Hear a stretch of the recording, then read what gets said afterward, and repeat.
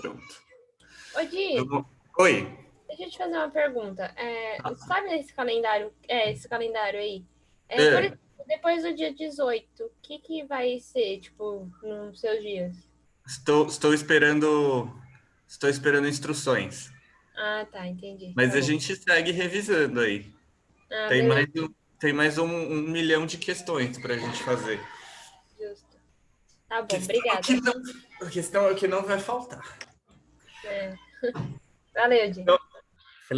Então, ó, hoje a gente vai para filosofia política e um pouquinho de sócio, tá? Um pouquinho de sócio é Marx mesmo, que é o que está tendo para hoje. Podemos? Então vamos lá. Primeira questão do Enem de 2010. Olha só.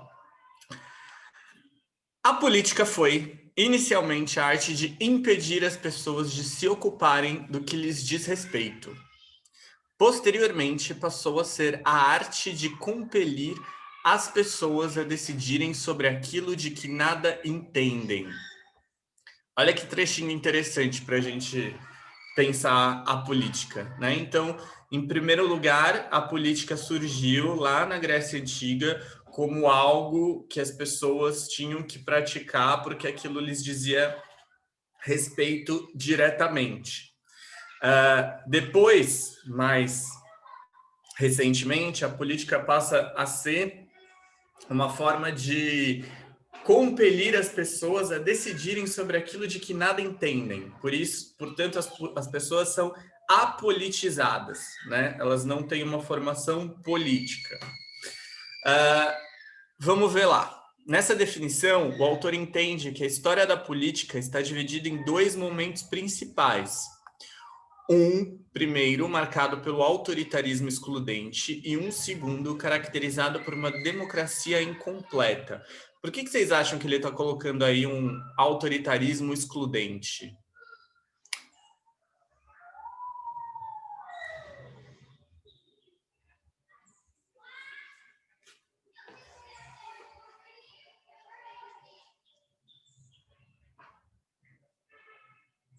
Sei lá, em referência aos regimes fascistas, nazistas, algo assim do tipo.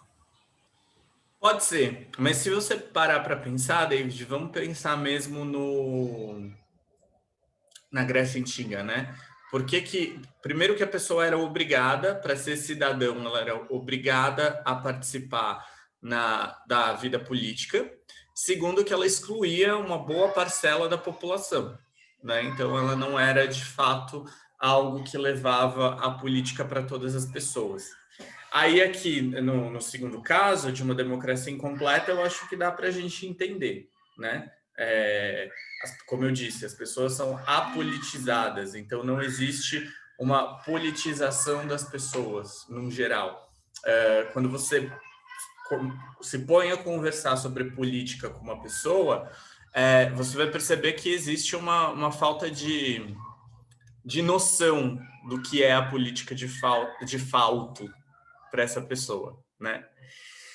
Aí a comanda do exercício é: considerando o texto, qual é o elemento comum a esses dois momentos da história política? A distribuição equilibrada do poder. B, o impedimento da participação popular. C, o controle das decisões por uma minoria. D, a valorização das opiniões mais competentes. Ou E, a sistematização dos processos decisórios.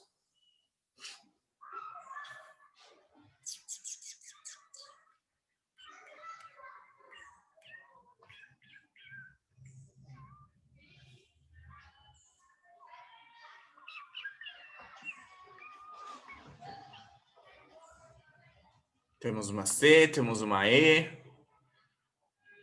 Temos mais uma E.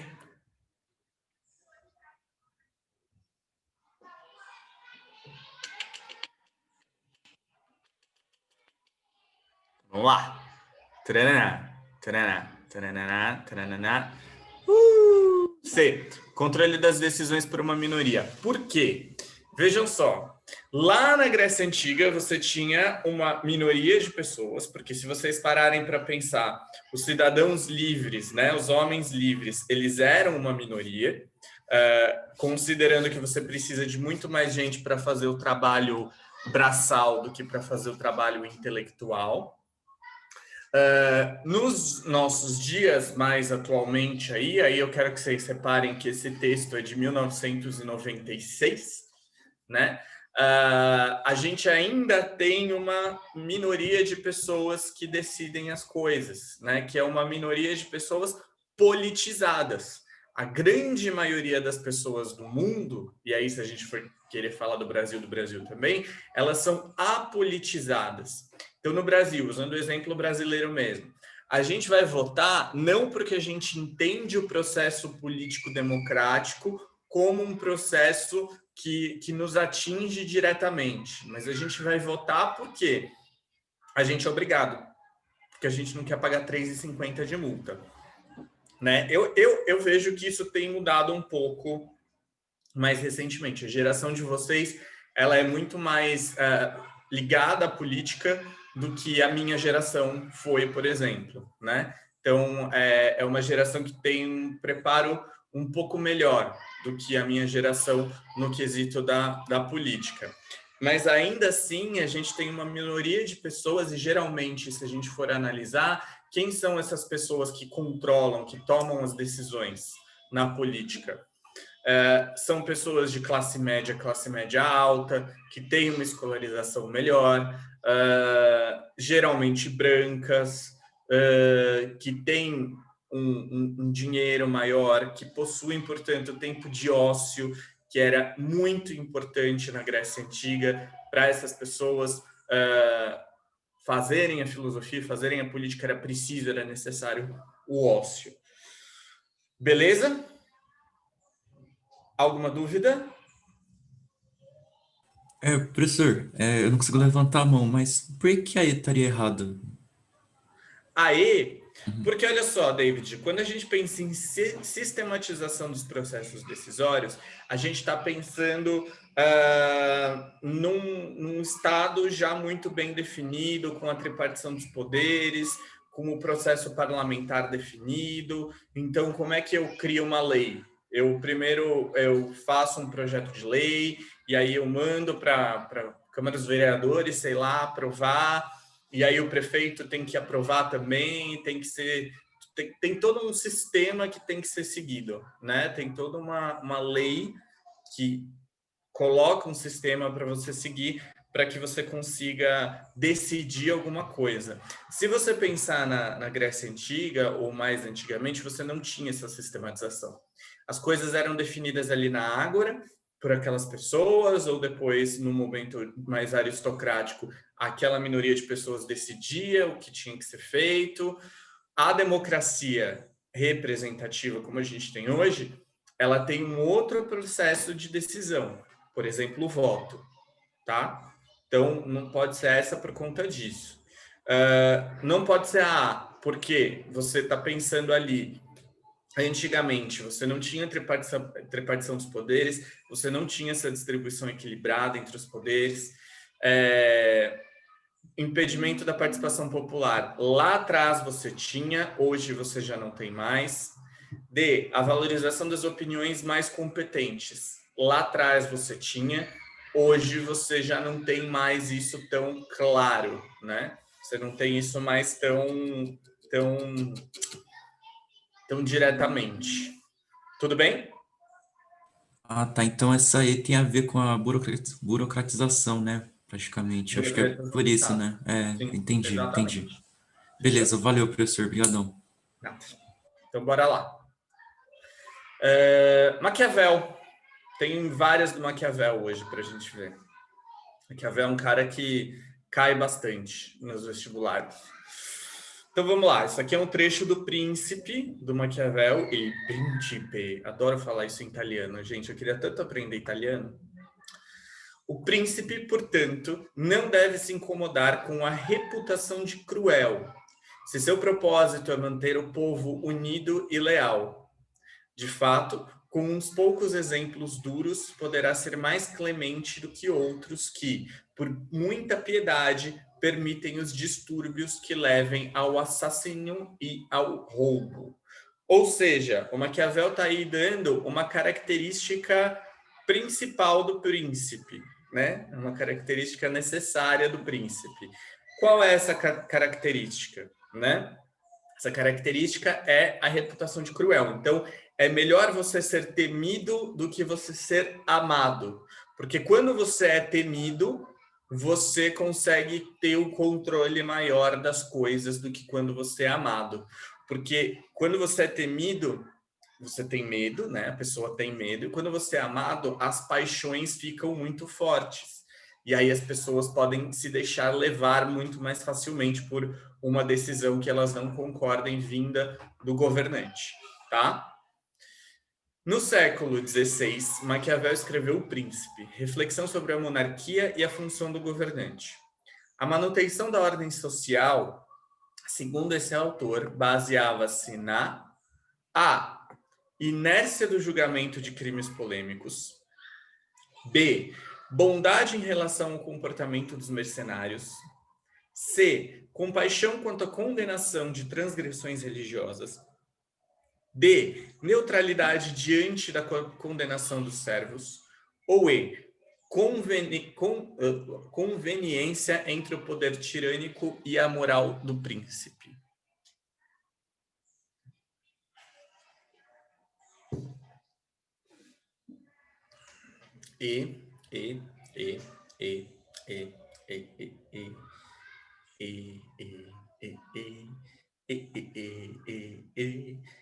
Correto!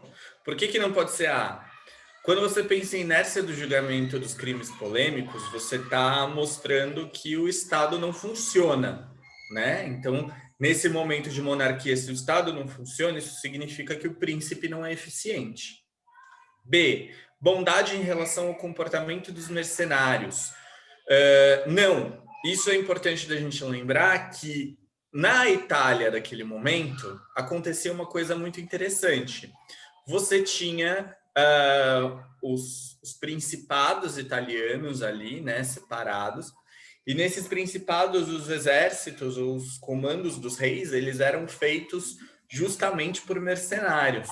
E o Maquiavel está criticando isso, né? Para o Maquiavel, o exército ele tem que ser uma coisa mais institucionalizada, né? Que esteja mais ao controle do governante, porque os mercenários eles têm as suas coisinhas de lado ali, né? O exército ele tem que estar ali pelo governante, pelo príncipe. C. Compaixão quanto à condenação das transgressões religiosas. Nada de compaixão. O príncipe não pode ter compaixão. É melhor ser temido do que amado. D. Neutralidade diante da condenação dos servos. Também não. Ele não pode ser neutro diante dessa condenação dos servos. Ele tem que partir do pressuposto de que o servo está sendo condenado porque o seu senhor sabe o que ele está fazendo. Então, não existe uma neutralidade aí. Muito pelo contrário.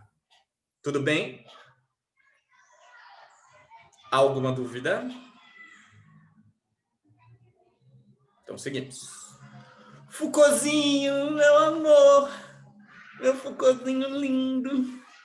Vamos ver o Foucault aqui. A lei não nasce da natureza, junto das fontes frequentadas pelos primeiros pastores. A lei nasce das batalhas reais, das vitórias, dos massacres, das conquistas que têm sua data e seus heróis de horror. A lei nasce das cidades incendiadas, das terras devastadas. Ela nasce com os famosos inocentes que agonizam no dia que está amanhecendo. Ai, gente, não escreve bem pra cacete essa bicha francesa? Olha isso, que texto lindo. Isso daí tá na aula de 14 de janeiro de 76, de um dos meus livros mais lindos da vida, que é o Em Defesa da Sociedade. É um curso do Foucault. O que ele está falando aí? Ele está falando do nascimento da lei, né? Ele não tá tentando burocratizar a lei. Ele está dizendo que a lei nasce da realidade, né? Do que acontece. É quase marxista isso, se vocês pararem para pensar. A lei nasce da materialidade das coisas. O filósofo Michel Foucault, no século XX, inova ao pensar a política e a lei em relação ao poder e à organização social. Com base na reflexão de Foucault, a finalidade das leis na organização das sociedades modernas é a. Então, finalidade das leis nas organizações das sociedades modernas a partir de Foucault. A. Combater ações violentas na guerra entre as nações.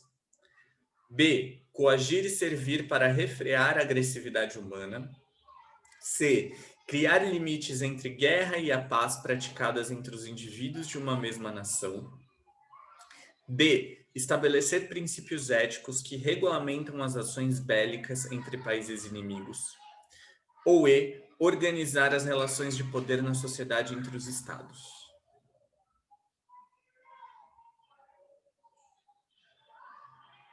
Ne me quittez pas.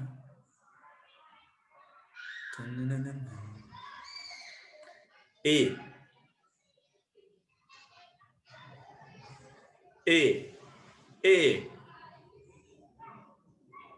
Tchu.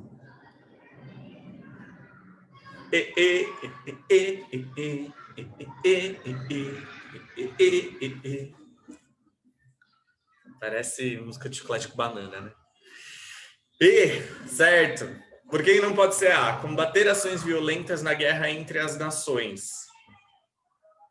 Que guerra entre as nações? O Foucault está falando no período pós-guerra, né? Então, ele não está pensando entre guerras, não. Coagir e servir para refrear a agressividade humana. Isso aí é o Hobbes, né? O poder das leis para o Hobbes é justamente esse. Coagir e servir para refrear a agressividade humana, porque o homem é o lobo do homem. C. Criar limites entre a guerra e a paz praticadas entre os indivíduos de uma mesma nação. Guerra civil? Parece que não também. D. Estabelecer princípios éticos que regulamentam as ações bélicas entre países inimigos. Isso é função da ONU, né? Dentre muitas, isso é uma das funções da ONU. Então é aí mesmo organizar as relações de poder na sociedade entre os estados. Lembrando que, para o Foucault, a lei é um dispositivo de organização do poder, né? Então, é uma forma do poder se comunicar e de organizar as sociedades, de organizar os nossos corpos, de organizar as populações e por aí vai. Lembrando sempre dos conceitos de disciplina, que é você controlar o corpo individual, e de biopoder, ou biopolítica, que é você ter o controle das populações. Tá bom? Foucaultzinho lindo. Vamos lá, uma tirinha da nossa querida Mafalda, questão 8 de vocês aí. Então, nós temos aí uma filhinha, né, de crianças, a Mafalda ali na frente, a gente vê que tem uma enfermeira ali com os seus utensílios, né, eles estão numa fila de vacina, né, que no caso é o sonho contemporâneo, não é mesmo? Quem não sonha que está numa fila de vacina não vive em 2020. Quem não sonhou pelo menos uma vez que está na fila de uma vacina não viveu este ano. E aí a Mafalda diz: viemos nos vacinar contra o coronavírus. Não, mentira, contra o despotismo. Aí a questão é democracia. Regime político no qual a soberania é exercida pelo povo, pertence ao conjunto dos cidadãos. Isso daí está no dicionário básico de filosofia. Uma suposta vacina contra o despotismo em um contexto democrático tem por objetivo... Eu não vou falar o significado de despotismo para vocês, senão eu dou a resposta. A. Impedir a contratação de familiares para o serviço público. B. Reduzir a ação das instituições constitucionais. C. Combater a distribuição equilibrada de poder. D. Evitar a escolha de governantes autoritários. Ou E. Restringir a atuação do parlamento.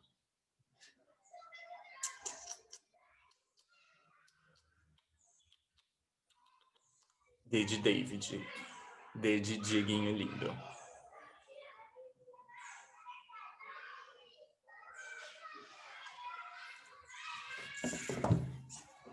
D.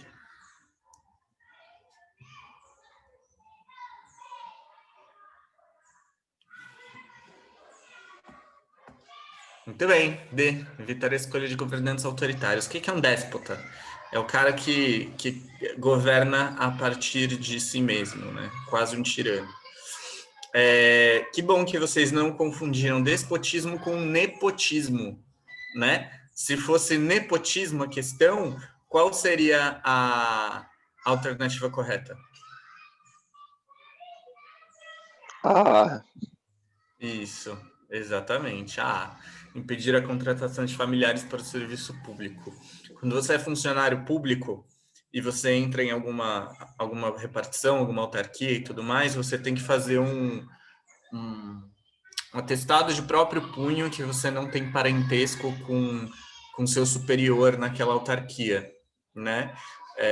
Então, por exemplo, a gente fez atribuição de aula, todos os professores, todos os anos, têm que fazer um atestado de próprio punho, atestando que não tem vínculo familiar nem comigo, nem com o diretor, nem com ninguém ali. Pois é, gente. Falar nada. Vou falar nada. Nepotismo é feio. Olha só esse chato do Habermas. É a maior questão que tem. Cara, como é chato, velho. Como é chato. Meu Deus do céu, como é chato. Vamos lá. Força. Na regulação de matérias culturalmente... Nem perguntei, tem alguma dúvida na anterior?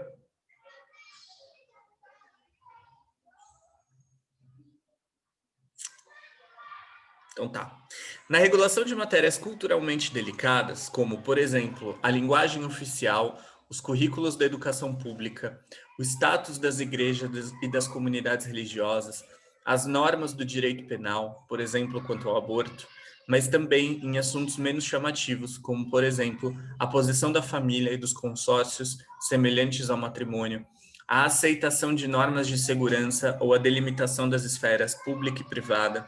Em tudo isso, reflete-se a miúde apenas o autoentendimento ético-político de uma cultura majoritária, dominante por motivos históricos.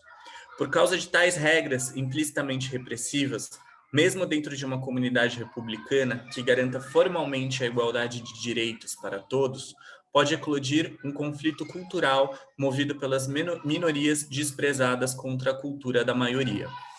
O Habermas está falando de ideologia aqui, né?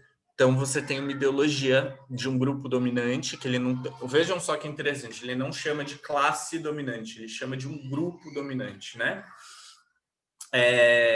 Porque para o Habermas, ele já está numa espécie de atualização do marxismo. Ele não está mais falando em termos de classe, mas em termos de grupos, né? Então, aqui a gente já consegue ver que a gente está naquela rachadura depois da queda do Muro de Berlim. Lembra? Movimento operário, movimento de classes, antes. Então, antes da União Soviética, durante a União Soviética. Depois da União Soviética, a gente tem uma outra forma de ver as coisas. A gente está pensando em grupos, como, por exemplo, as minorias. E aí ele está falando que essa ideologia ela é levada por vários lugares, principalmente por meio da linguagem oficial, dos currículos de educação pública, status de igreja, matrimônio e blá, blá, blá. Certo? Então vamos lá, vamos ver a comanda disso daqui. A reivindicação dos direitos culturais das minorias, como exposto por Habermas, encontra amparo nas democracias contemporâneas, na medida em que se alcança... Aguinha, peraí. A secessão pela qual a minoria discriminada obteria igualdade de direitos na condição da sua concentração espacial num tipo de independência nacional, ou seja, uma minoria separatista, quase.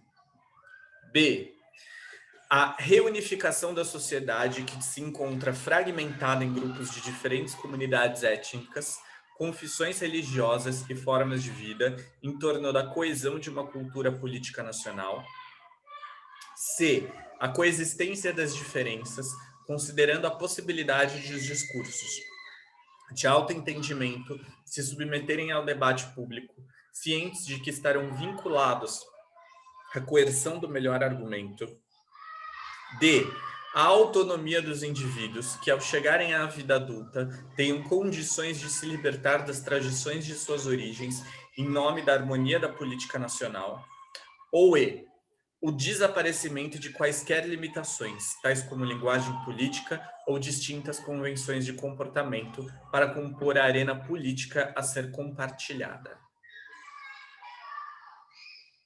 Difícil essa. C.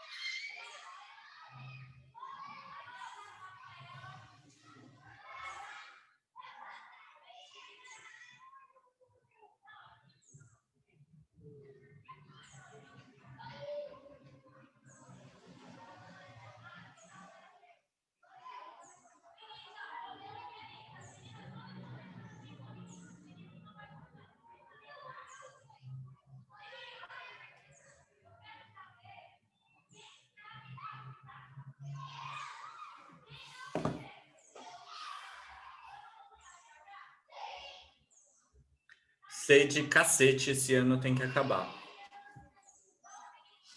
Será? Certo. Alternativa C.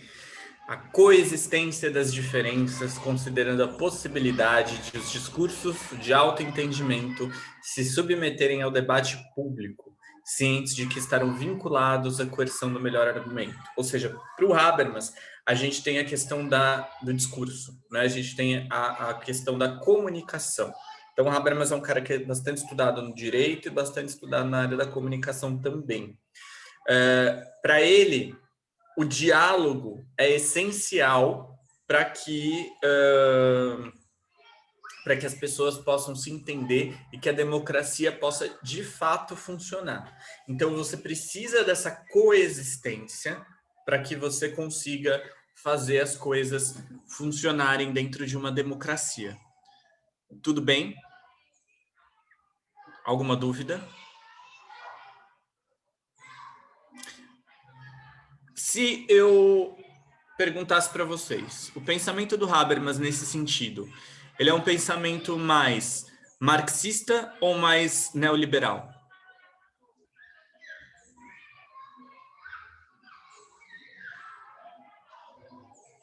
Por que, Diego?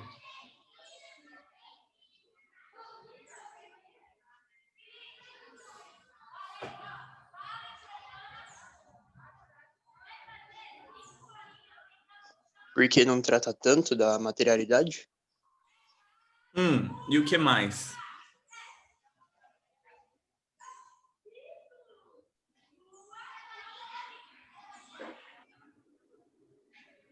Ele não pega também tipo, no caso, o Marx também defenderia que teria que ter uma revolução, a união dos proletariados, enquanto que o discurso do Habermas é mais de dá para a gente coexistir mesmo com as diferenças sociais, de trabalho, de... Isso. Exatamente, Henrique. Não existe, na verdade, existe o conflito, mas o Habermas está tentando aplacar o conflito, enquanto que o Marx ele usa desse conflito de forma dialética. Então, esse conflito ele é necessário, a luta de classes é necessária para que você tenha uma superação do capital e você tenha uma superação da opressão, né? Então, para o Habermas, não. Para o Habermas, você pode coexistir, né? É um discurso bastante liberal dos anos 2000, principalmente, nos Estados Unidos, né? Quando você começa a ter essa questão das minorias de forma mais forte, isso se torna um nicho de mercado, o coexist, né? Ele se torna um nicho de mercado muito forte nos Estados Unidos e na economia global. Tudo bem? Então vamos lá. Próxima questão. Questão 17 aí de vocês. Montesquieu. É verdade que nas democracias o povo parece fazer o que quer, Mas a liberdade política não consiste nisso. Deve-se ter sempre presente em mente o que é independência e o que é liberdade. A liberdade é o direito de fazer tudo o que as leis permitem. Se um cidadão pudesse fazer tudo o que elas proíbem, não teria mais liberdade, porque os outros também teriam tal poder. Então ele está falando aqui que liberdade é você fazer aquilo que a lei permite, né? Porque se você faz o que a lei não permite, ou seja, se você faz aquilo, tudo que você quer, tudo que vem na sua cabeça, você acaba tirando a liberdade alheia, beleza? Então vamos lá. A característica de democracia ressaltada por Montesquieu diz respeito a. Ao status de cidadania que o indivíduo adquire ao tomar decisões por si mesmo. B. Ao condicionamento da liberdade dos cidadãos à conformidade às leis. C. A possibilidade de o cidadão participar no poder e, nesse caso, livre de submissão às leis. D. Ao livre-arbítrio do cidadão em relação àquilo que é proibido, desde que ciente das consequências. Ou E. Ao direito do cidadão exercer sua vontade de acordo com seus valores pessoais. Isso é fácil, né?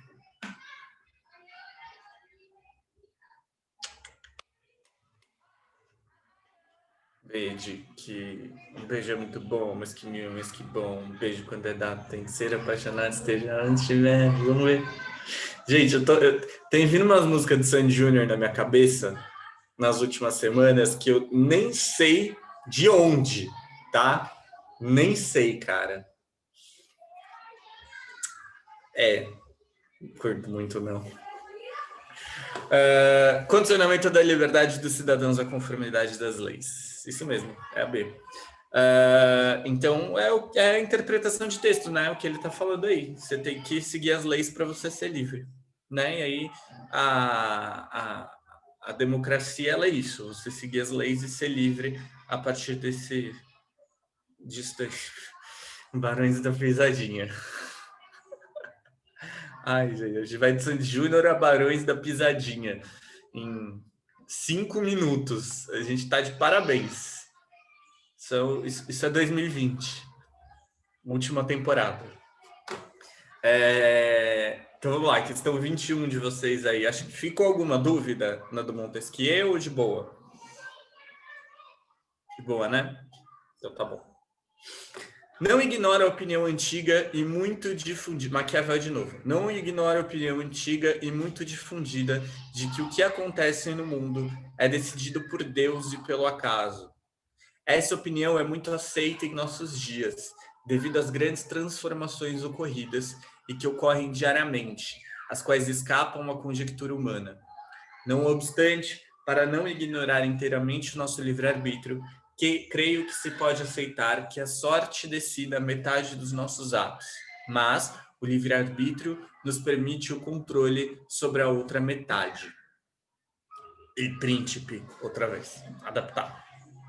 Em O Príncipe, Maquiavel refletiu sobre o exercício do poder em seu tempo.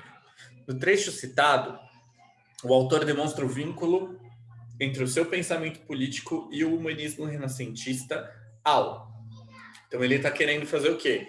Juntar o Maquiavel com o renascentismo, né? Os dois estão vivendo ali juntos, então vamos ver o que vem aí.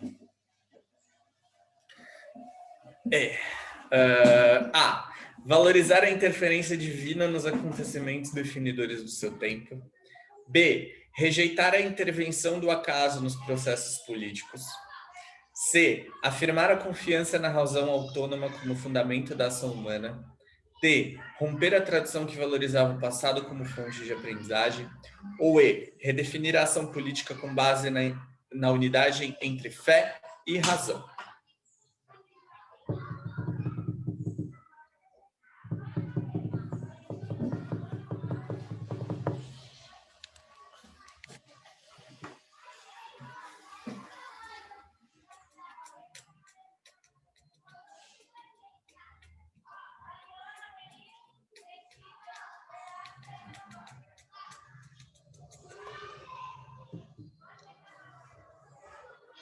O Henrique acha que é E.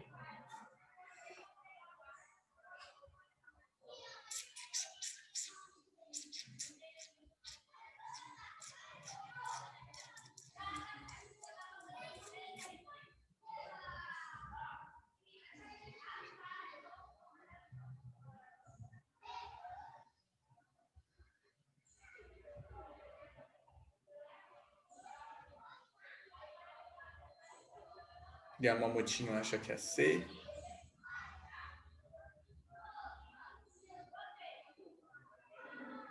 Vamos ver. C. Certo. Vamos ver, então. C. Tudurum. Afirmar a confiança na razão autônoma como fundamento da ação humana. Olha só. Quando a gente está pensando em renascentismo e política e Maquiavel, eu entendi o que o Henrique, por que o Henrique achou que seria a E. Acho que esse primeiro trecho aqui da questão. Não ignora a opinião antiga e muito difundida de que o que acontece no mundo é decidido por Deus e pelo acaso, né? Então aqui tem a fé e a razão. Mas beleza. Quando a gente vai pensar em renascentismo, a gente precisa pensar que a razão está voltando ao seu centro das coisas, né? A razão ela começa a aparecer aí para a gente como algo extremamente necessário, extremamente potente, né? E aí a ação humana, principalmente na política, ela tem que ser tomada a partir da razão. Tudo bem? E isso que o André falou também faz bastante sentido, o dualismo do barroco. Então vamos lá. Questão 22. Mais um Montesquieu. Para que não haja abuso, é preciso organizar as coisas de maneira que o poder seja contido pelo poder.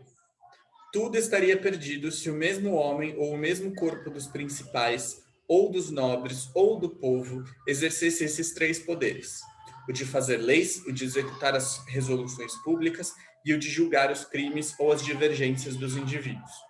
Assim, criam-se os poderes legislativo, executivo e judiciário, atuando de forma independente para a efetivação da liberdade, sendo que esta não existe se uma mesma pessoa ou grupo exercer os referidos poderes concomitantemente. Do espírito das leis, do senhor Montesquieu. Ele está falando o quê? Que os três poderes eles têm que ser autônomos para garantir a liberdade, né? O que é uma treta muito grande no Brasil já faz alguns anos, né? Essa autonomia dos poderes, dos três poderes. Até onde o executivo pode ir, até onde o legislativo pode ir, até onde o judiciário pode ir. Grandes tretas. Para mais detalhes, acompanhe o Jornal Nacional todos os dias. Desde 2016. Certo? É só fazer... Maratonem o Jornal Nacional no Globoplay. Vocês vão ter uma boa disso. A divisão e a independência entre os poderes são condições necessárias para que possa haver liberdade em um Estado. Isso pode ocorrer apenas sob um modelo político em que haja a. Exercício de tutela sobre atividades jurídicas políticas. B. Consagração do poder político pela autoridade religiosa. C. Concentração do poder nas mãos de elites técnico-científicas. D. Estabelecimento de limites aos atores públicos e às instituições do governo. Ou E. Reunião das funções de legislar, julgar e executar nas mãos de um governante eleito. Bem, isso é fácil também. D de Diego. D.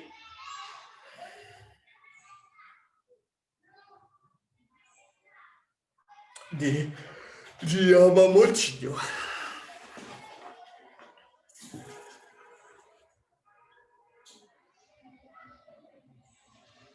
B de Doug Funny.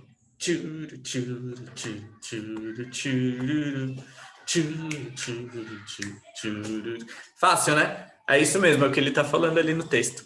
Vocês vão ver que quando a gente pega esses autores iluministas que falam de democracia e tal, geralmente as questões são bem fáceis, né? Geralmente, se você pegar um Rousseau, se você pegar um Montesquieu, essa galera é bem fácil, porque é uma coisa que está muito no nosso cotidiano, né? Então, a gente consegue pegar essas coisas, como eu disse para vocês. No Jornal Nacional, a gente pega uma questão dessas, né? Numa manchete da Folha, do Estadão, a gente pega essas questões. Tudo bem? Vamos lá, mais um Maquiavel. A gente está alternando entre Montesquieu e Maquiavel, como vocês podem ver. Questão 23. Nasce daqui uma questão. Se vale ser mais amado que temido ou temido que amado? Responde-se que ambas as coisas seriam de desejar, mas, porque é difícil juntá-las, é muito mais seguro ser temido que amado, quando haja de faltar uma das duas. Porque dos homens se pode dizer, de uma maneira geral, que são ingratos, volúveis, simuladores, covardes e ávidos de lucro. Enquanto lhes fazes bem, são inteiramente teus. Oferecem-te o sangue, os bens, a vida e os filhos. Quando, como acima disse, o perigo está longe. Mas quando ele chega, revoltam-se. Mais uma vez o príncipe. A partir da análise histórica do comportamento humano em suas relações sociais e políticas, Maquiavel define o homem como um ser A. Munido de virtude, com disposição nata a praticar o bem a si e aos outros. B. Possuidor de fortuna, valendo-se de riquezas para alcançar êxito na política. C. Guiado por interesses, de modo que suas ações são imprevisíveis e inconstantes. D. Naturalmente racional, vivendo em um estado pré-social e, portanto, portando seus direitos naturais. E. Sociável por natureza, mantendo relações pacíficas com seus pares. Mais uma muito fácil. C, certíssima. C. Mais um C. E C. Exatamente, guiado por interesses, de modo que suas ações são imprevisíveis e inconstantes. Vamos ver as outras, para ver se a gente consegue lembrar de outras coisas também. Munido de virtude, com disposição nata a praticar o bem a si e aos outros. Quem é o cara que fala isso? Que o homem tem essa característica.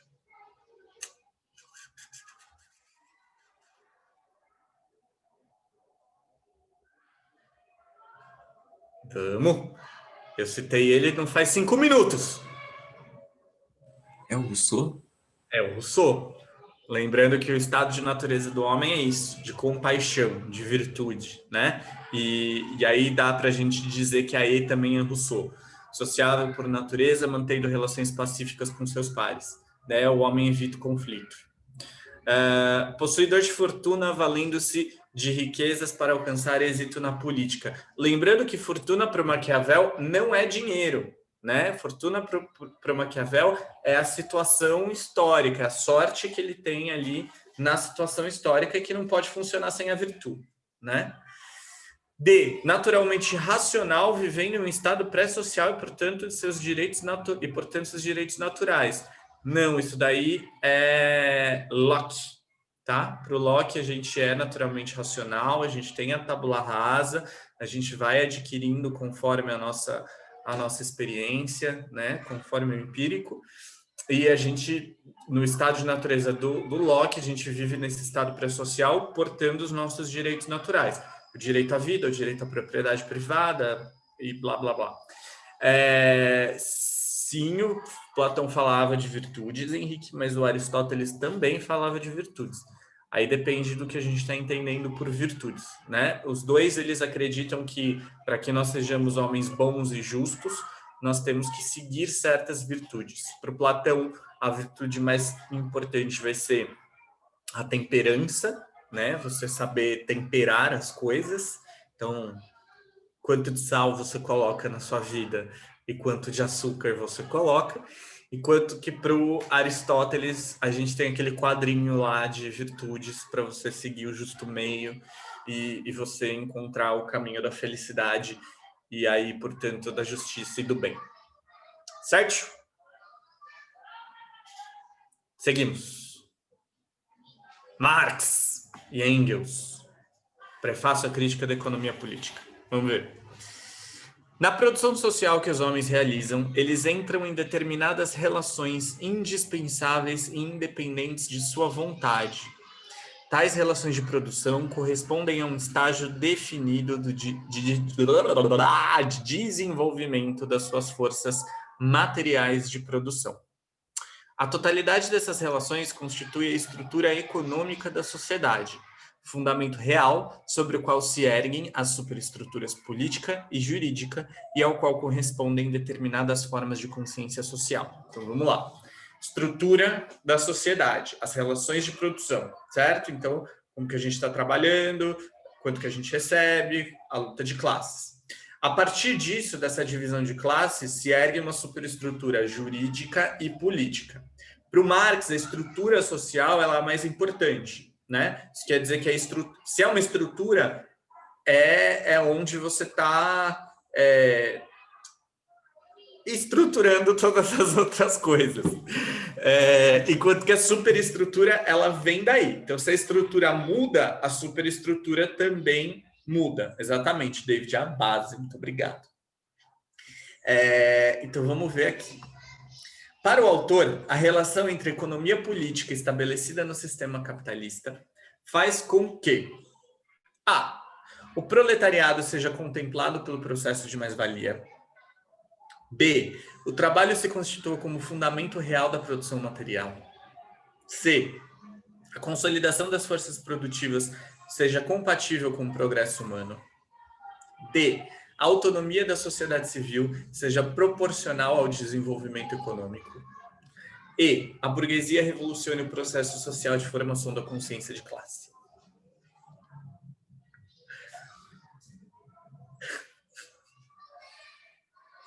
Tem umas questões que eu falo, gente, não é possível que isso é uma questão de vestibular.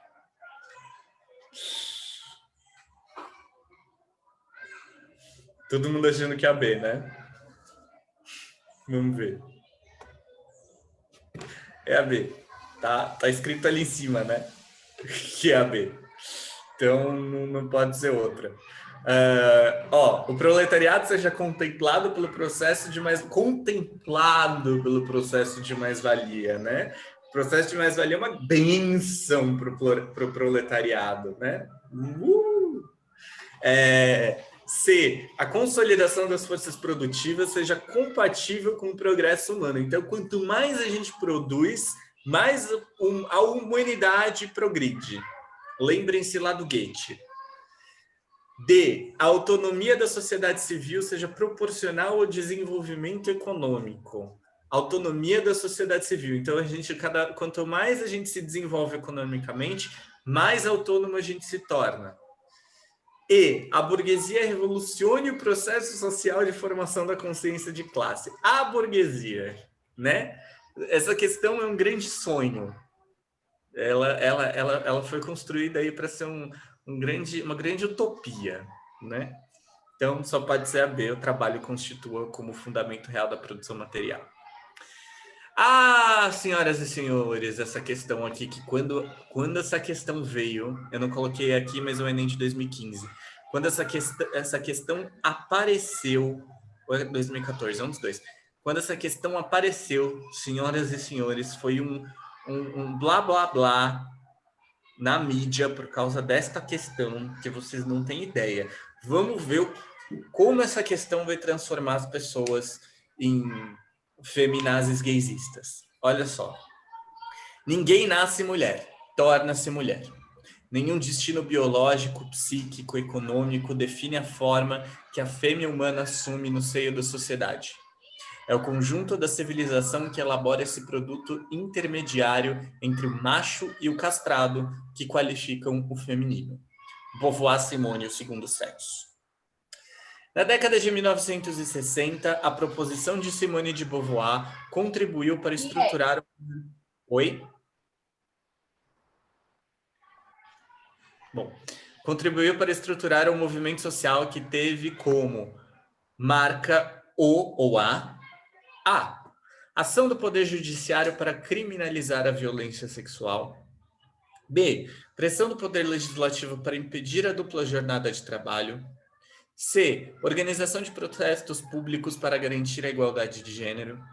D. Oposição de grupos religiosos para impedir o casamento homoafetivo. Os casamentos homoafetivos, faltou um S ali. E. Estabelecimento de políticas governamentais para promover ações afirmativas. Se vocês responderem essa questão corretamente, vocês são automaticamente feminazes, estão trabalhando contra o capital e o governo. C. C de cair o capitalismo. Certo. C. E aí, vocês se sentem revolucionários agora que vocês acertaram essa questão?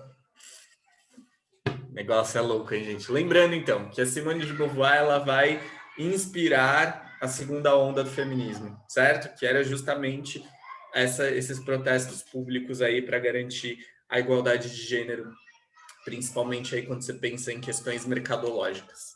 Beleza? Seguimos. Depois desse tapa comunista na cara de vocês.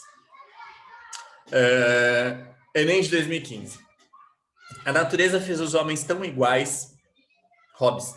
A natureza fez os homens tão iguais quanto as dificuldades do corpo e do espírito, que embora por vezes se encontre um homem manifestamente mais forte de corpo ou de espírito, mais vivo do que o outro, mesmo assim, quando se considera tudo isto em conjunto, a diferença entre um e outro homem não é suficientemente considerável para que um deles possa, com base nela, reclamar algum benefício a que outro não possa igualmente aspirar.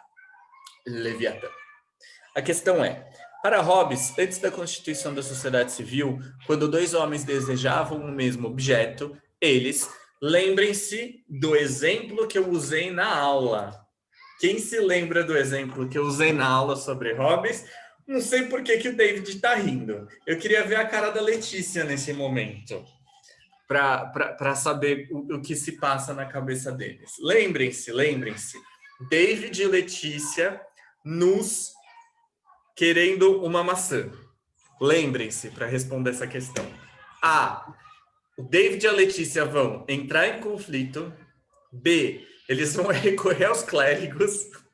C. Eles vão consultar os anciãos.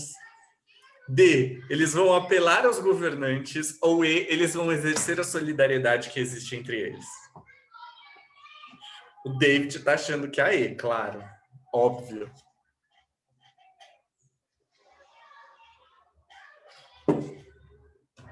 F, apaixonam-se. Pode ser também. Faltou uma alternativa aí.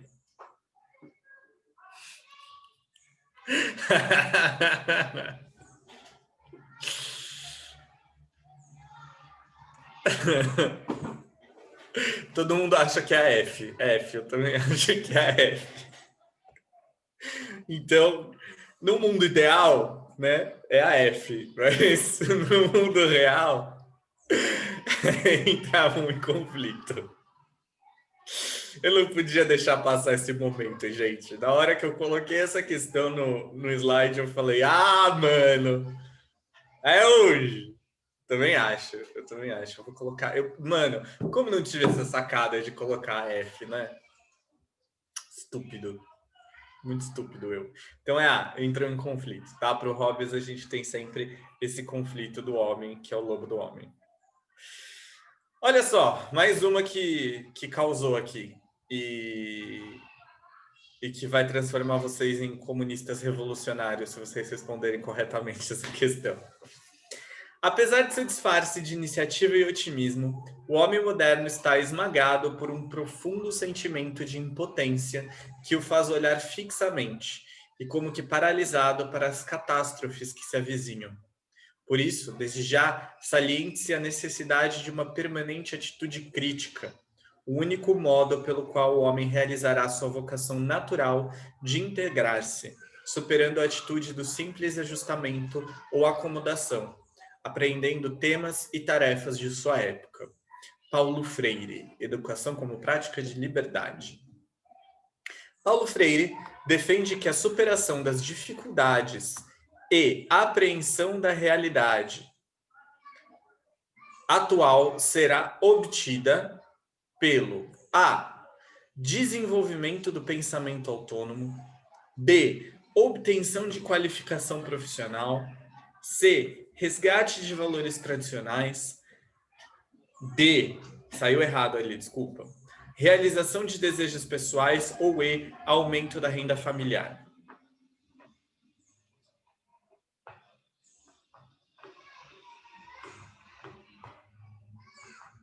A de Andrezito.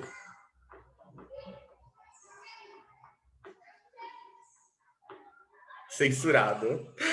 Fiquei olhando. Mano, o que é censurado? Ah, mano. Diego, me compadeço de você, meu querido. Desenvolvimento do pensamento autônomo. Sim, o Paulo Freire, ele foi um dos maiores educadores da história da educação, né? E brasileiro, pernambucano.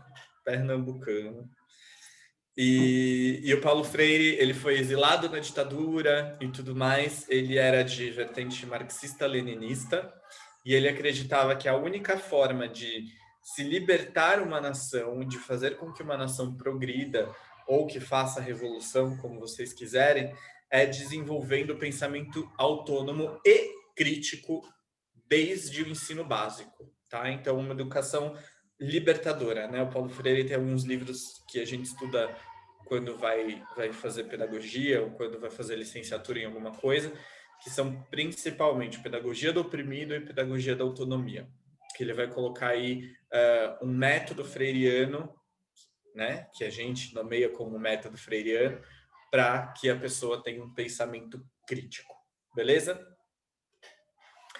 Dá para relacionar com o conceito do Kant? Sim, Henrique, de esclarecimento. Sim. O Paulo Freire vem de uma tradição que é kantiana e marxista, né? A noção de crítica que vai levar a teoria crítica lá na Escola de Frankfurt é kantiana e vem também do Marx, é uma mistura das duas coisas. Dá sim, sem problema nenhum. E aí, falando em Escola de Frankfurt, chegamos nela. Alguma dúvida em relação ao Paulo Freire? Não? Então vamos lá. 2016. Hoje a indústria cultural assumiu a herança civilizatória da democracia de pioneiros e empresários que tampouco desenvolvera uma fineza de sentido para os desvios espirituais. Todas são livres para dançar e para se divertir, do mesmo modo que, desde a neutralização histórica da religião, são livres para entrar em qualquer uma das inúmeras seitas. Mas a liberdade de escolha da ideologia, que reflete sempre a coerção econômica, revela-se em todos os setores como a liberdade de escolher o que é sempre a mesma coisa. Lembrando, então, que para o Adorno e para o Horkheimer, a indústria cultural, ela tinha essa característica de semelhança, de ser tudo igual, né? E de que, na verdade, você não está escolhendo nada, você está escolhendo sempre a mesma coisa, aquilo que a ideologia está te dizendo para escolher. A liberdade de escolha na civilização ocidental, de acordo com a análise do texto, é um ou uma: A, legado social; B, patrimônio político; C, produto da moralidade; D, conquista da humanidade; ou E, ilusão da contemporaneidade.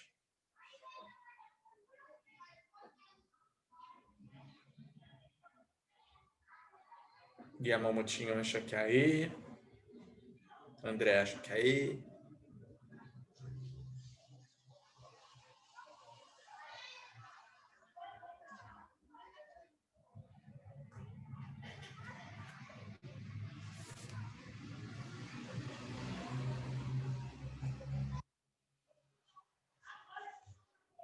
Vamos ver? Exatamente, ilusão da contemporaneidade. Se tudo é a mesma coisa, você acha que você está escolhendo alguma coisa, você acha que você está...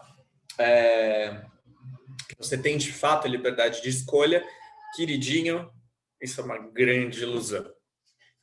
Certo? Próxima questão, questão 51. Vamos ver aqui, sobre democracia.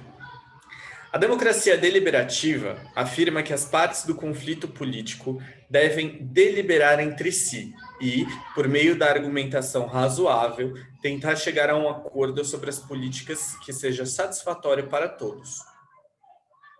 A democracia ativista desconfia das exortações à deliberação por acreditar que, no mundo real da política, onde as desigualdades estruturais influenciam procedimentos e resultados, processos democráticos que parecem cumprir as normas de deliberação geralmente tendem a beneficiar os agentes mais poderosos. Ela recomenda, portanto, que aqueles que se preocupam com a promoção de mais justiça devem realizar principalmente a atividade de oposição crítica, em vez de tentar chegar a um acordo com quem sustenta estruturas de poder existentes ou delas se beneficia. Isso daqui ele está colocando em oposição dois tipos de democracia. Que depois que vocês responderem, eu vou usar um exemplo para vocês terem uma noção prática do que a gente está falando, tá? Então a gente tem a democracia deliberativa, que é aquela democracia do diálogo, aquela democracia que vai conversar com todas as partes para chegar num meio termo, e você tem a democracia ativista, que é aquela que vai criticar isso, que entende que quando você está fazendo isso, quando você está conversando com empresários, com, enfim, multinacionais e tudo mais, você está dando abertura para os mais ricos e para os mais poderosos, e você não está, de fato, trazendo justiça, beleza? Aí, a questão é, as concepções de democracia deliberativa e de democracia ativista apresentadas no texto tratam como imprescindíveis, respectivamente, a decisão da maioria, uniformização de direitos, B, organização de eleições e o movimento anarquista, C, obtenção do consenso e a mobilização das minorias, D, fragmentação da participação e desobediência civil, E, imposição de resistência e o monitoramento da liberdade.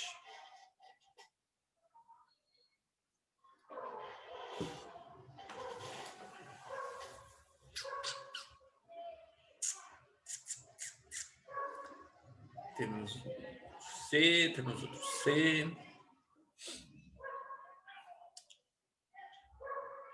C de caramba, quanto C? C de censurado. C de censura. Podia ser A, de abaixo a censura. Vamos ver se é a C.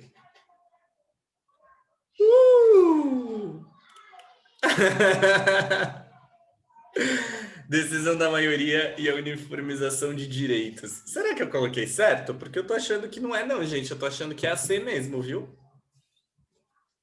Essa aí até eu fiquei em dúvida. Deixa eu dar uma olhadinha aqui.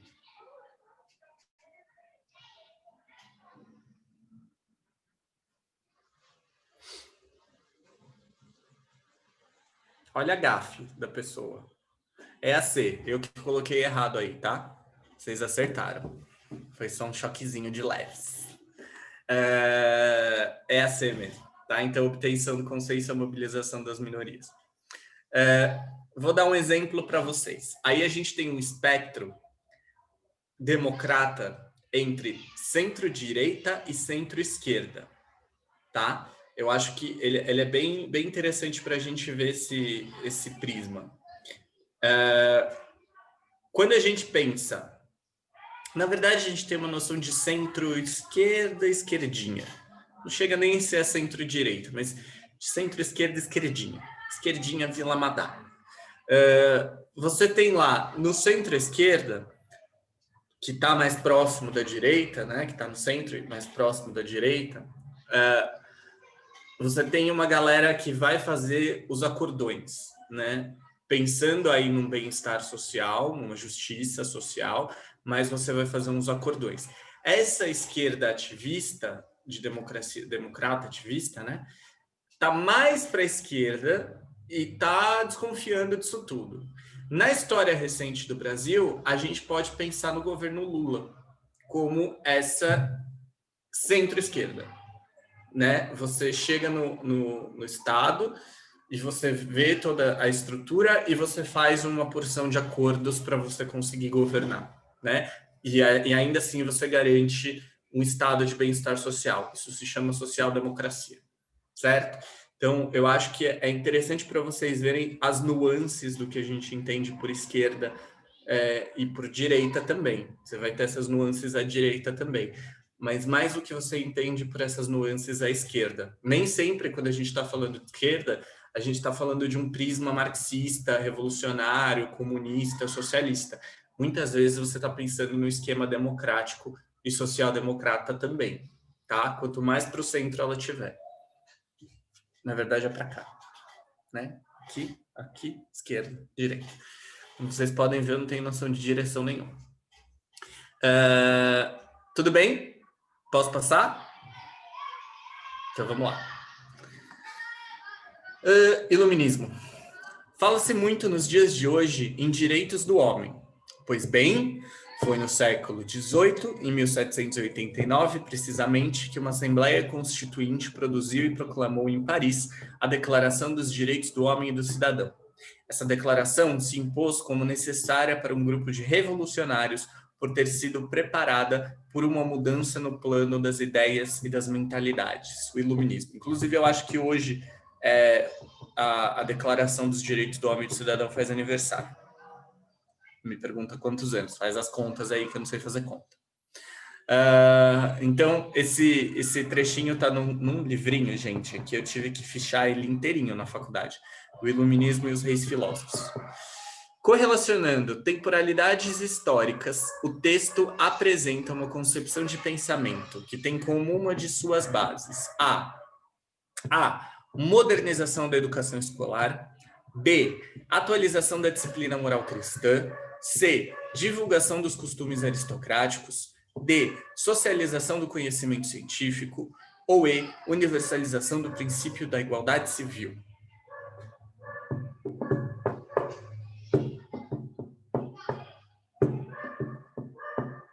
Vocês fizeram essa questão na aula de história? Não tem graça. E eu coloquei errado de novo. É aí, universalização do princípio da igualdade civil. Eu já estava dormindo aqui, hein, gente? Perdão.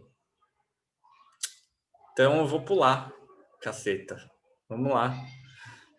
Uma sociedade é uma associação mais ou menos autossuficiente de pessoas que, em suas relações mútuas, reconhecem certas regras de conduta como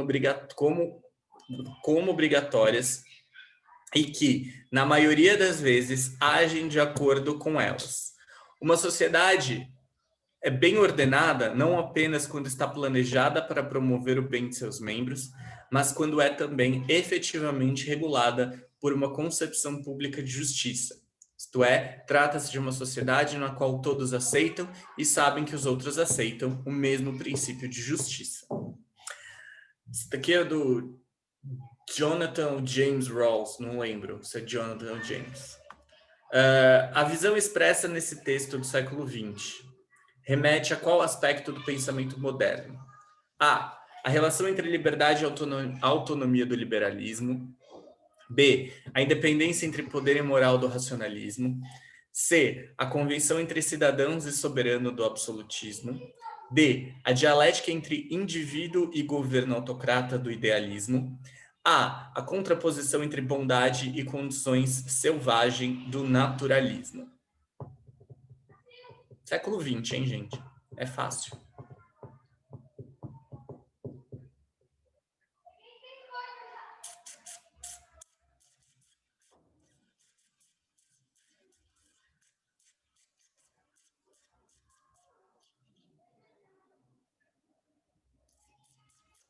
O Henrique acha que é abaixo a censura.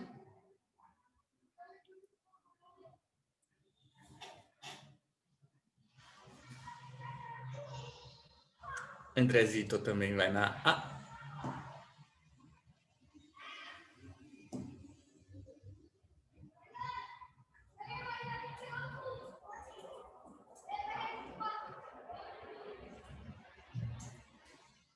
Será que é a? Senhoras e senhores, veremos agora exatamente.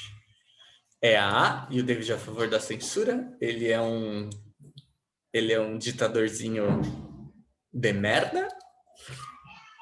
É a relação entre liberdade e autonomia do liberalismo. É só vocês pensarem, ele já dá a resposta na comanda da questão, né?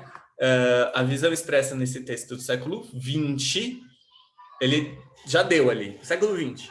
Então, no século XX, não dá para a gente pensar em racionalismo, que é uma coisa do século XV para o XVI, não dá para a gente pensar em absolutismo, também século XIV, XV, não dá para a gente pensar em idealismo, não dá para a gente pensar no naturalismo, que é uma corrente literária, na verdade, né? Qual é o grande livro brasileiro do naturalismo, senhoras e senhores?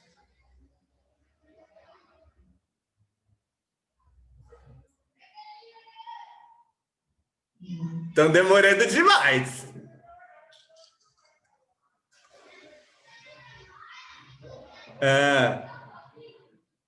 Eu pensei no Curtiço, mas tudo bem. Gente, eu acho que essa foi a última. Ah, não, tem mais uma. Olha eu aqui, querendo dispensar vocês com mais uma questão. Habermas, de novo. O conceito de democracia no pensamento de Habermas é construído a partir de uma dimensão procedimental, calcada no discurso e na deliberação. A legitimidade democrática exige que o processo de tomada de decisões políticas ocorra a partir de uma ampla discussão pública, para somente então decidir. Assim, o caráter deliberativo corresponde a um processo coletivo de ponderação e análise, permeado pelo discurso que antecede a decisão. Então, discurso, deliberação, discussão, ok. O conceito da democracia proposto por Jürgen Habermas pode favorecer processos de inclusão social. De acordo com o texto, é uma condição para que isso aconteça.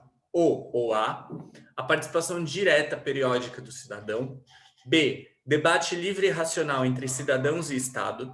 C, interlocução entre os poderes governamentais. D, eleição de lideranças políticas com mandatos temporários. Ou E, controle do poder político por cidadãos mais esclarecidos.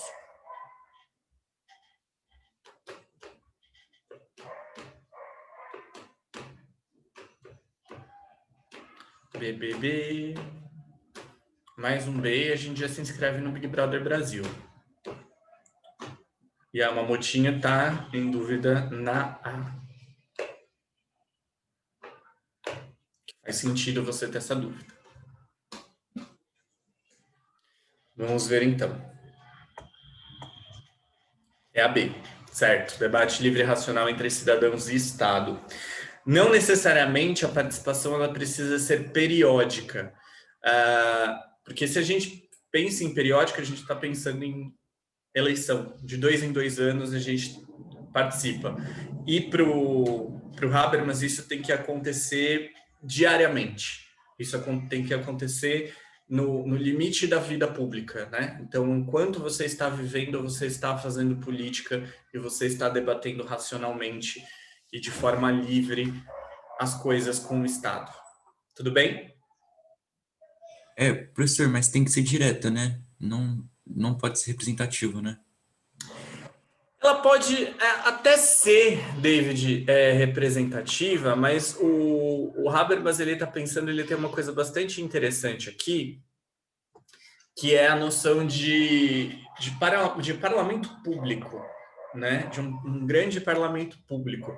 Tem um sociólogo norte-americano, filósofo sociólogo, chamado David Harvey, que ele parte desse princípio. Ele escreve um livrinho, eu tenho ele aqui, chamado Cidades Rebeldes, que ele vai falar, ele começa pensando da alteração urbana das cidades, da alteração da arquitetura da cidade, de como as cidades são construídas. Então, ele parte da modificação de Paris, como Paris foi mudada. Aí ele vai para Nova York, que era uma cidade bastante suja, bem largada, perigosa e tudo mais, e a partir dos anos 70 ela começa a ser um outro tipo de cidade, e aí ele vem para São Paulo para pensar como que São Paulo é construída, né? E aí ele pensa justamente que o espaço público, né, o espaço da cidade, ele tem que ser um espaço de parlamento, ele tem que ser um espaço onde você se coloca. A rua tem que ser o espaço onde você se coloca, né? É o espaço próprio para a política acontecer. Então, ela é direta nesse sentido, do falar, né? Você pode ter a representação, você tem a representatividade, mas essa galera que está te representando, ela tem que ser uma espécie de catalisador do que a população, do que o povo está dizendo, né? Aí só que a gente tem que ter certas organizações de grupos. Porque, por exemplo, a gente tem o caso das jornadas de junho de 2013, né, que começa pelo aumento de 20 centavos no ônibus e, de repente, se transforma em muitas outras coisas. E aí você não tem como filtrar isso que está vindo. Porque é muita coisa. É desde o Kinder Ovo por R$1 até o contra a corrupção, né? Então você tem milhares de coisas ali aparecendo e você não tem como pegar todas essas coisas para fazer alguma coisa com isso.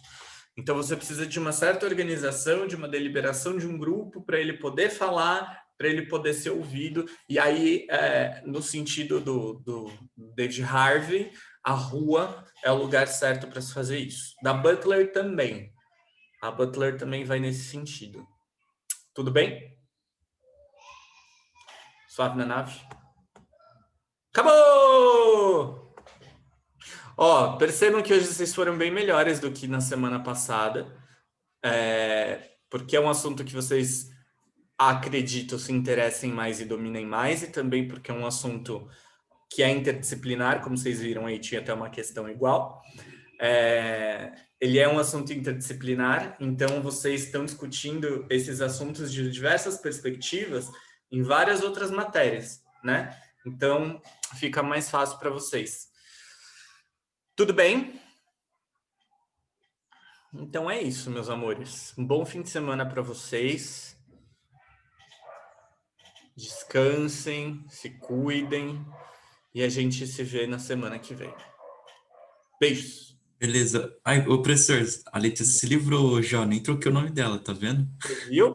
Finalmente, né? Na semana que vem o meu co-host vai ser o Diego. Não, nossa, não faz isso não. Hoje. Vamos saber, não vai entrar na aula. É isso. Beijo, Tchau, gente. Gui. Tchau. Tchau, professor. Obrigadão. Bom final de Professor. semana. Valeu, gente. Tchau. Ô, Di, Oi, fala, André, desculpa. isso que eu te perguntei dessa última, da questão 23, daquele sociável por natureza, eu posso considerar a visão do Aristóteles ou do São Tomás de Aquino? Aristóteles. Tá bom, obrigado. O homem é um animal político, Aristóteles. Tá bom, obrigadão. Nada. Tchau, tchau, bom final de semana. Você também. Tchau, gente.